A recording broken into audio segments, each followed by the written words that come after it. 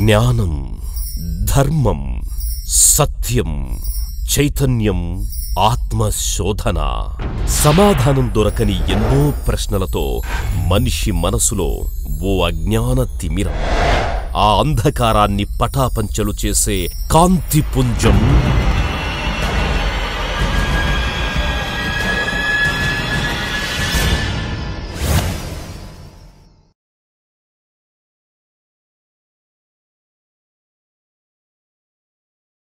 ఆధ్యాత్మికంగా ఎదగటానికి ప్రయత్నిస్తున్న నిబద్ధత గల సాధకులందరికీ స్వాగతం, సుస్వాగతం. యుగాల తరబడి జన్మలుగా ఏ దైవం కోసం మీరు బాహ్యంలో అన్వేషిస్తున్నారో, ఏ దేవదేవుడి దివ్యమంగళ స్వరూపం దర్శిస్తే చాలు ఈ జన్మ చరితార్థమైపోతుందని మురిసిపోతూ ఉన్నారు, ఏ దేవదేవుడి నామామృతం ఉచ్చరిస్తే చాలు ఈ జన్మకి ఒక సార్థకత లభిస్తుందని ప్రయత్నిస్తున్నారు. నిజానికి మీరు ఊహించుకున్నట్లుగా ఆ దేవదేవుడు దైవం మీకు అన్యంగా బాహ్యంలో లేనేలేరు. సాక్షాత్తు ఆ దైవం స్వయంగా మీరే మీరే మీరే అన్న సత్యాన్ని యావత్ మానవాళికి తెలియచేయటమే ముఖ్య ఉద్దేశం. సాక్షాత్తు ఆ దైవం స్వయంగా మీరేనని తెలియచేసినప్పుడు సాధకుడు మదిలో ఎన్నో సందేహాలు పుట్టుకొస్తాయి. మరి ముఖ్యంగా దైవం లేరని చెప్పడానికి ప్రయత్నం కొనసాగుతుందేమో అన్న దురభిప్రాయం సాధకుని మదిలో మెదిలే అవకాశం ఉన్నదని, సాక్షాత్తు ఆ దైవం స్వయంగా మీరేనని తెలియచెప్తే దైవం లేరని చెప్పటం కానే కాదని, దైవం లేనిది లేదని చెప్పటమే అని కూడా మనం ఇప్పటికే తెలుసుకున్నాం. మీరు ఏ కులంలో పుట్టారో, ఏ మతంలో పుట్టారో, ఏ దేశంలో పుట్టారో, ఈ జన్మలో మీరు ఎన్ని ఘనకార్యాలు సాధించారో వీటిని పరిగణించి మీరు దైవం అని చెప్పలేదన్న అంశాన్ని కూడా మనం ఇప్పటికే తెలుసుకున్నాం. మరి అతి సాధారణమైన మనం ఎందుకు దైవాలు అవుతాం, ఎలా దైవాలు అవుతాం అన్న సత్యాన్ని మనం అర్థం చేసుకునే ప్రయత్నం చేద్దాం. ఏ అంశాన్ని పరిగణించి మీ అందరూ అద్భుతమైన దేవదేవుళ్ళే అని గురువు ప్రవచించారో ఆ అంశాన్ని, ఆ నిగూఢమైన రహస్యాన్ని, ఆ సత్యాన్ని ఇవాళ రోజు మనం తెలుసుకుందాం. ఈ సందర్భంలో మనల్ని మనం మొదటిగా ఒక ప్రశ్న ప్రశ్నించుకోవాల్సి ఉంటుంది. దైవంలోంచి మనందరం జన్మ పునికి పుచ్చుకున్నామా, లేదా మనందరం జన్మ పునికి పుచ్చుకున్న తర్వాత దైవం ఆవిర్భవించారా అన్న ప్రశ్న ఈ సందర్భంలో మనల్ని మనం అడిగితే ఖచ్చితంగా మనకి ఒక విషయం సుస్పష్టమవుతుంది. దైవంలోంచే మనందరం జన్మ పునికి పుచ్చుకున్నాం. ఈ సందర్భంగా ఖచ్చితంగా ఆదిలో జరిగిన అంశాన్ని మనందరం ఒకసారి గుర్తు చేసుకోవాలి. దైవంలోంచి మనందరం జన్మ పునికి పుచ్చుకున్నామా, మనందరం జన్మ పునికి పుచ్చుకున్న తర్వాత దైవం ఆవిర్భవించారా అన్న ప్రశ్నని మనల్ని మనమే అడిగితే ఖచ్చితంగా మనందరికీ ఒక విషయం సుస్పష్టమవుతుంది. దైవంలోంచే మనందరం జన్మ పునికి పుచ్చుకున్నాం. రెండో ప్రశ్న, దైవం తన అభిష్టం మేరకే మనందరికీ జన్మనిచ్చారా, లేదా ఆ దైవం మీద ఏదైనా ఒత్తిడి జరిగిందా? లేదు. దైవం తన అభిష్టం మేరకే మనందరికీ జన్మనిచ్చారు. దైవం మనందరినీ సృష్టించడానికి కావలసిన సృజనాత్మక శక్తిని బాహ్యంలో ఇంకెక్కడి నుంచైనా తీసుకున్నారా? తన అంతర్లీనంలో తన అంతరంగా నిక్షిప్తమై ఉన్న ఆ శక్తిని వినియోగించుకున్నారా? ఈ విషయాలన్నీ మనం అధ్యయనం చేస్తే, కూలంకుషంగా పరిశీలిస్తే ఖచ్చితంగా మనకి సత్యం సుస్పష్టమవుతుంది. మనమందరం ఆ మూలాధారమైన దైవంలోంచే జన్మ పునికి పుచ్చుకున్నాం.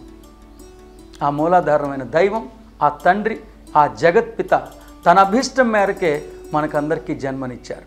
యావత్ సృష్టిని సృష్టించడానికి ఆ దేవదేవుడు, ఆ తండ్రి తనలో అంతర్లీనంగా అంతర్నిహితంగా నిక్షిప్తమై ఉన్న తన సృజనాత్మక శక్తినంతా వెలికి తీసి వ్యక్తపరిచి మనందరినీ సృష్టించారు. అంటే ఆదిలో కేవలం దైవం మాత్రమే విరాజిల్లుతున్న ఆ తొలినాళ్లలో ఒకానొక శుభముహూర్తాన్న ఆ దైవం అంతర్ముఖుడై అంతర్లీనంగా తనలో నిక్షిప్తమైన తన చైతన్యాన్నంతా, తన శక్తినంతా, తన పవిత్రతనంతా, తన ప్రత్యేకతనంతా, తన సృజనాత్మకతనంతా, తన తనాన్నంతా రంగరించి తన తనయునికి జన్మనిచ్చారు. ఇది నిర్వివాదమైన అంశం. దైవం ఉన్నారని అంగీకరిస్తున్న ప్రతి ఒక్కళ్ళు ఖచ్చితంగా అంగీకరించాల్సిన అంశం, నిర్వివాదమైన అంశం. దైవంలోంచే యావత్ మానవాళి జన్మ పునికి పుచ్చుకున్నది.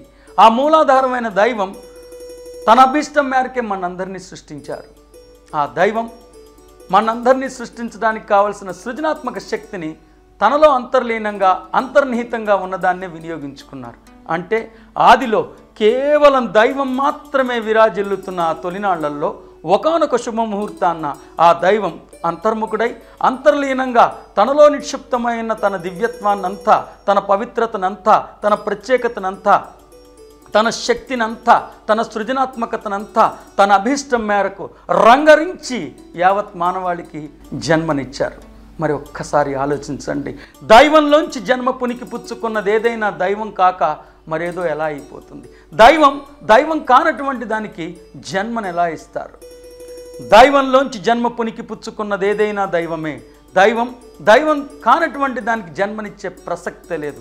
ఆ కోణంలోంచి కానీ సత్యాన్ని మనం అర్థం చేసుకోవడానికి ప్రయత్నిస్తే ఖచ్చితంగా మనందరం అద్భుతమైన దేవదేవుళ్ళమేనని, మనందరిలో అద్భుతమైన ఆ దివ్యత్వం, ఆ సృజనాత్మకత, ఆ పవిత్రత, ఆ ప్రత్యేకత జన్మతహాగానే వెళ్ళి విరుస్తుందన్న సత్యం కూడా మనందరికీ సుస్పష్టమవుతుంది. ఈ అంశాన్ని ఈశావాస ఉపనిషత్ శాంతి మంత్రంలో కూడా ఋషీశ్వరులు మనందరికీ తెలియజేశారు. పూర్ణమద పూర్ణమిదం పూర్ణాత్ పూర్ణముదుచ్యతే పూర్ణస్య పూర్ణమాదాయే పూర్ణమే వశిష్యతే. ఈ అద్భుతమైన శాంతి మంత్రాన్ని అర్థం చేసుకుంటే పూర్ణమద పూర్ణమిదం, దైవంలోంచి జన్మ పునికి పుచ్చుకున్నది ఏదైనా దైవమే. జన్మనిచ్చినది దైవమే, జన్మ పునికి పుచ్చుకున్నది దైవమే. పూర్ణమద పూర్ణమిదం, జన్మనిచ్చినది దైవమే, జన్మ పునికి పుచ్చుకున్నది దైవమే.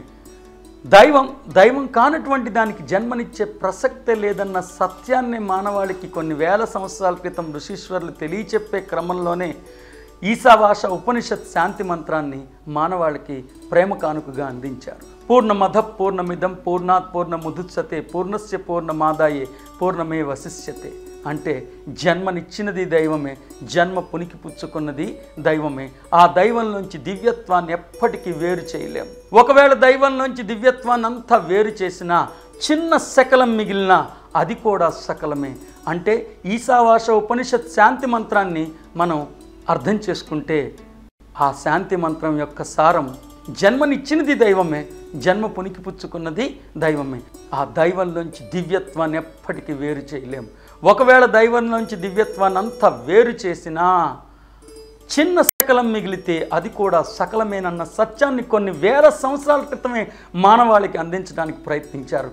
అలనాటి ఆ ఋషీశ్వరుల ప్రయత్నం దైవం నీకు అన్యంగా బాహ్యంలో భిన్నంగా ఏ శిఖరాగ్ర భాగాన్నో ఏ సముద్ర గర్భాన్నో ఉన్నాడని తెలియచేయటం కానే కాదు, సాక్షాత్తు ఆ దైవం స్వయంగా మీరే అన్న సత్యాన్ని మానవాళికి తెలియచేయటానికి ఎన్నో వేల సంవత్సరాల నుంచి నిరాఘాటంగా నిర్విఘ్నంగా ప్రయత్నం కొనసాగుతూనే ఉన్నదంతానికి ఈశావాస ఉపనిషత్ శాంతి మంత్రం మనందరికీ ప్రామాణికం. పూర్ణమద పూర్ణమిదం, జన్మనిచ్చినది దైవమే, జన్మ పునికి పుచ్చుకున్నది దైవమే. దైవంలోంచి దివ్యత్వాన్ని వేరు చేయటం అసాధ్యం. అంటే మనందరం దైవాలమే అన్న సత్యం తెలియచెప్పటానికి కొన్ని వేల సంవత్సరాల నుంచి ప్రయత్నం జరుగుతూనే ఉన్నా మనం ఆ ఋషీశ్వరులు ప్రవచించిన అంతరార్థాన్ని అర్థం చేసుకోకుండా అతి సామాన్యంగానే, అతి సాధారణంగానే, కేవలం మానవ మాత్రులుగానే మిగిలిపోయాం. ఈ సందర్భంలో మనం మరొక సత్యాన్ని కూడా నేర్చుకోవాల్సి ఉంటుంది. తల్లిదండ్రులు తమ బిడ్డకి జన్మనిస్తున్నప్పుడు తామెంత శక్తివంతమైన వాళ్ళో, తామెంత ఆరోగ్యకరమైన వాళ్ళో, తామెంత ఉన్నతమైన వాళ్ళో పుట్టబోయే తన బిడ్డ కూడా అంతే శక్తివంతంగా ఉండాలని, అంతే ఆరోగ్యంగా ఉండాలని కోరుకుంటారా? కాస్త తక్కువ శక్తివంతమైనది జన్మించాలని కోరుకుంటారా? లేదు. ఏ తల్లిదండ్రి అయినా ఒక బిడ్డకి జన్మనిచ్చే నేపథ్యంలో తానెంత శక్తివంతమైనదో, తానెంత ఘనమైన వారో తన బిడ్డ కూడా అంతే శక్తివంతమైనది, అంతే ఆరోగ్యకరంగా ఉండాలని ఆశిస్తారు. మరొక్కసారి ఆలోచించండి.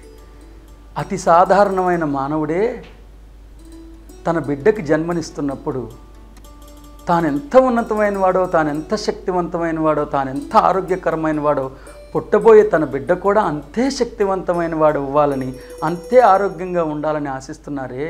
ఆ మూలాధారమైన తండ్రి, ఆ జగత్పిత తన ప్రేమతత్వాన్ని అంతా రంగరించి, తన చైతన్యాన్నంతా రంగరించి, తన శక్తిని అంతా రంగరించి, తన తనాన్నంతా రంగరించి తన తనయునికి జన్మనిస్తున్నప్పుడు పుట్టబోయే తన బిడ్డ కూడా తానెంత శక్తివంతమైన వాడో, తానెంత ఘనమైన వాడో, తానెంత పవిత్రమైన వాడో, తానెంత ప్రత్యేకమైన వాడో అంతే శక్తివంతమైన వాడికి జన్మనిద్దామనుకుంటాడు. కానీ కాస్త తక్కువ శక్తివంతమైన వాడికి జన్మనిద్దామని అనుకోడు కదా. ఆ కోణంలోంచి కానీ మనందరం జ్ఞానాన్ని విశ్లేషిస్తే మనకి మరొక సత్యం సుస్పష్టమవుతుందని.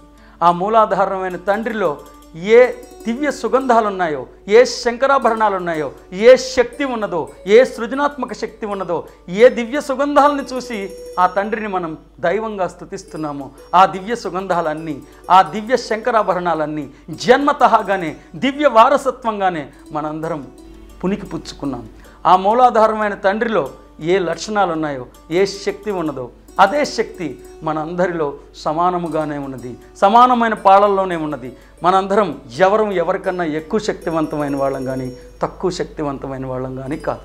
పైన చెప్పబడిన అంశాలన్నీ జాగ్రత్తగా నిష్పక్షపాతంగా మనం అధ్యయనం చేస్తే మనకి 2 విషయాలు సుస్పష్టమవుతాయి. మనందరం జన్మతహాగానే దైవాలమని, మనందరిలో ఆ దివ్య శక్తి, ఆ దివ్య సుగంధం, ఆ దివ్య శంకరాభరణాలు సమపాళ్లలోనే ఉన్నాయని.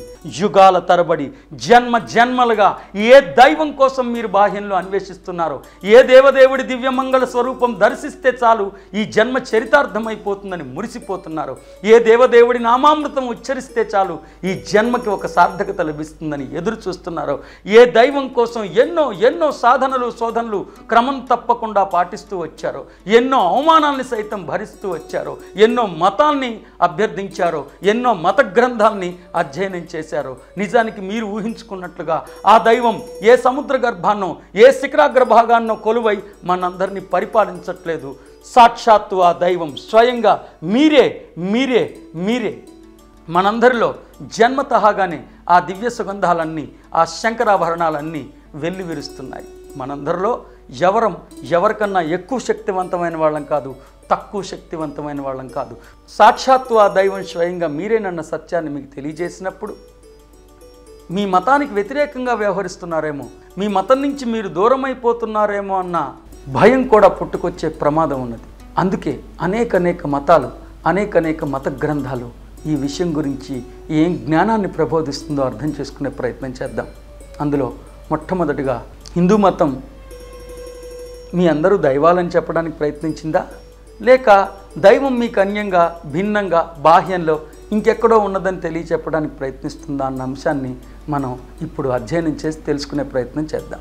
హిందూ మతం ఏ జ్ఞానాన్ని ప్రవచించిందో తెలుసుకునే ముందు ఆ హిందూ మతం గురించి కొన్ని మౌలికమైన అంశాలు మనం తెలుసుకునే ప్రయత్నం చేద్దాం.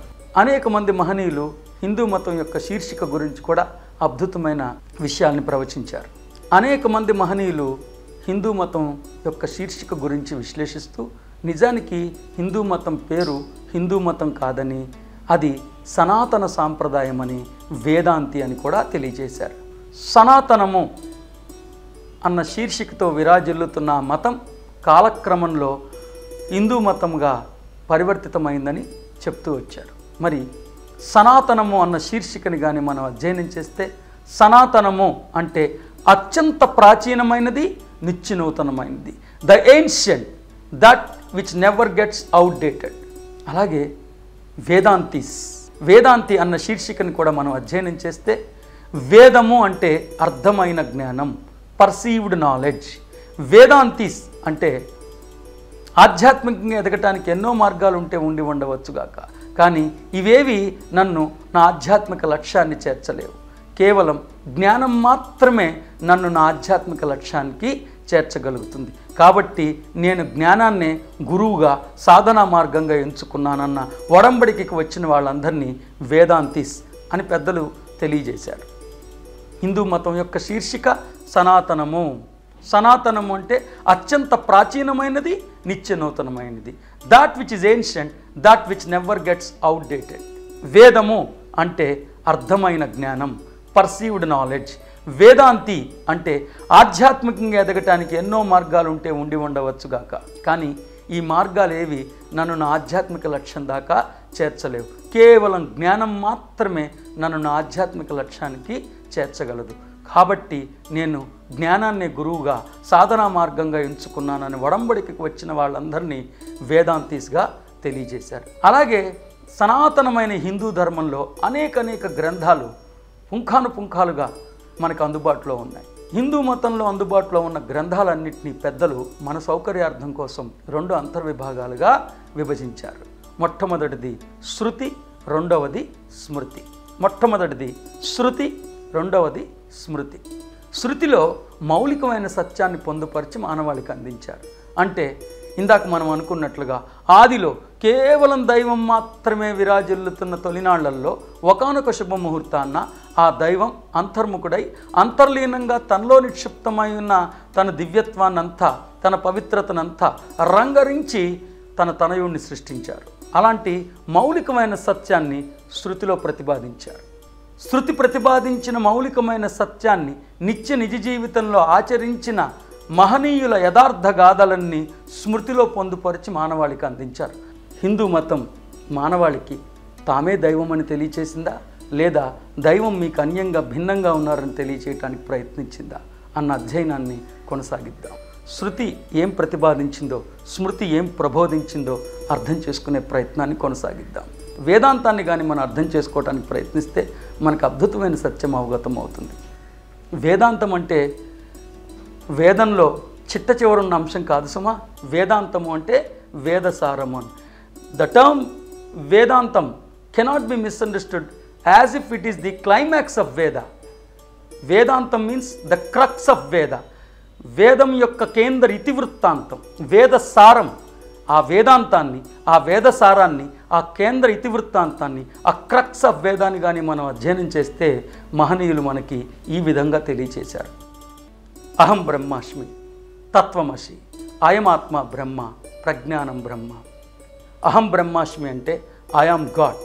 తత్వమసి అంటే నేనెంత అద్భుతమైన దైవాన్ని అయ్యున్నానో నువ్వు అంతే అద్భుతమైన దైవం. అయమాత్మ బ్రహ్మ, ఈ ఆత్మ కూడా దైవమే. ప్రజ్ఞానం బ్రహ్మ. దైవము దివ్యజ్ఞానం రెండు వేరువేరుగా లేవు. దైవమే దివ్యజ్ఞానం, దివ్యజ్ఞానమే దైవం. God and wisdom are not separate. Wisdom is God, God is wisdom. చతుర్వేదాలు ముక్త కంఠంతో సాక్షాత్తు ఆ దైవం స్వయంగా మీరేనన్న సత్యాన్ని తెలియచెప్పడానికి ఎన్నో వేల సంవత్సరాల నుంచి తమ ప్రయత్నాన్ని కొనసాగించాయని చెప్పక తప్పదు. ఇవాల్టి రోజు మనందరం జన్మతహగానే దైవాలమని, మన అందరిలో ఆ దివ్యత్వం జన్మతహగానే పునికి పుచ్చుకున్నామని, ఈశావాస ఉపనిషత్ శాంతి మంత్రంలో కూడా కొన్ని వేల సంవత్సరాల క్రితమే మనందరం దేవదేవుళ్ళమని తెలియచెప్పడానికి ప్రయత్నం కొనసాగిందని, అంతేకాదు ఆ సనాతన సాంప్రదాయం కూడా మనందరం దేవదేవుళ్ళమే అని తెలియచెప్పడానికి ప్రయత్నించిందని కూడా మనం తెలుసుకున్నాం. ఆ నేపథ్యంలోనే శృతి ఏం ప్రబోధించిందో తెలుసుకున్నాం. ఈసారి మనం కలుసుకున్నప్పుడు స్మృతి ఏం ప్రబోధించిందో, ఏం ప్రతిపాదించిందో కూడా మనం తెలుసుకునే ప్రయత్నం చేద్దాం. శరీరం అనే వేదిక మీద దివ్యత్వం అనే వేడుక చేసుకోవటానికి దిగివచ్చిన దేవదేవుళ్ళందరికీ శిరస్సు వంచి నమస్కరించుకుంటూ ఇవాల్టి ఈ ఆధ్యాత్మిక యజ్ఞానికి స్వస్తి.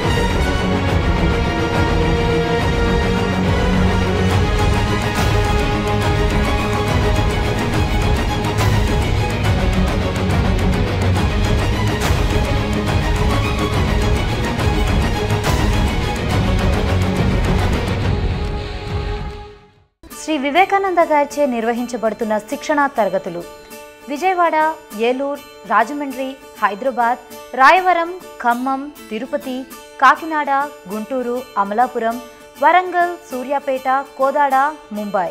మీరు సంప్రదించాల్సిన ఫోన్ నంబర్ 9848258366.